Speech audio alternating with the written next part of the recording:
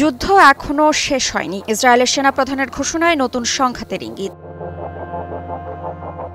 তবে কি গাজার আকাশে আবারও ঘনিয়ে আসছে যুদ্ধের মেঘ? যখন বিশ্ব ভেবেছিল 2 বছরের রক্তপাত হয়তো থেমে গেছে, ঠিক তখনই ইসরায়েলের সেনাপ্রধান লেফটেন্যান্ট জেনারেল ইয়াল জামির জানালেন যুদ্ধ নাকি এখনো শেষ হয়নি।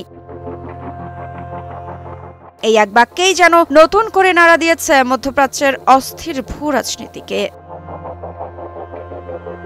সম্প্রতি জেরুজালেমে এক উচ্চ পর্যায়ের সামরিক সম্মেলনে সেনাপ্রধান ইয়াল জামির জানিয়েছেন ইসরায়েলের যুদ্ধ এখনো শেষ হয়নি। ইসরায়েল আছে এক পবিত্র মিশনে। এই মিশনের 2টি লক্ষ্য গাজায় নিহত সব ইসরায়েলি জিম্মির মরদেহ উদ্ধার করা এবং হামাসের বিরুদ্ধে প্রচারণা চালিয়ে যাওয়া। তার বক্তব্যে যেন স্পষ্ট, ইসরায়েল এখনো গাজার যুদ্ধ শেষ করতে প্রস্তুত নয়।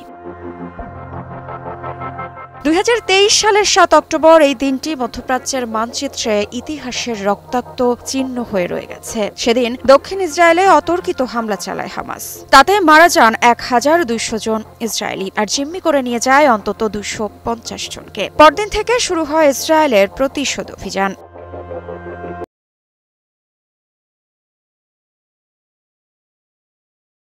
ধ্বংসস্তূপে জাতিসংঘের হিসেবে নিহত হয়েছে 67,000-এরও বেশি ফিলিস্তিনি, আহত আরও প্রায় 1,70,000।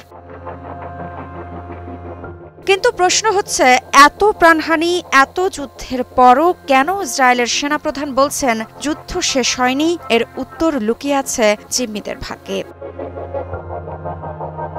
2025 সালের ফেব্রুয়ারিতে যুক্তরাষ্ট্রের প্রেসিডেন্ট ডোনাল্ড ট্রাম্প একটি যুদ্ধবিরতির প্রস্তাব দেন। সম্প্রতি 20 দফা বিশিষ্ট সেই পরিকল্পনা অনুযায়ী হামাস ও ইসরায়েল উভয়ই সম্মতি জানায়। এরপর 10 অক্টোবর থেকে শুরু হয় যুদ্ধবিরতি। পরিকল্পনার প্রথম ধাপেই শর্ত ছিল হামাসকে ফিরিয়ে দিতে হবে জীবিত সব ইসরায়েলি জিম্মি এবং নিহতদের মরদেহ। হামাস মুক্তি দেয় জীবিত 20 জন জিম্মিকে, কিন্তু আটকে যায় মৃতদেহের দেহাবশেষ ফেরত দেওয়ার প্রশ্নে।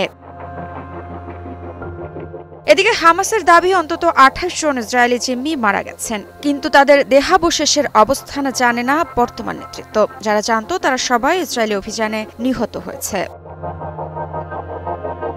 তবে এই ব্যাখ্যা মেনে নিতে নারাজ ইসরায়েল। সেনাপ্রধান ইয়াল জামিরের ভাষায়, যতদিন পর্যন্ত শেষ ইসরায়েলি জিম্মির মরদেহ ফিরিয়ে না আনা যায় ততদিন যুদ্ধ থামবে না।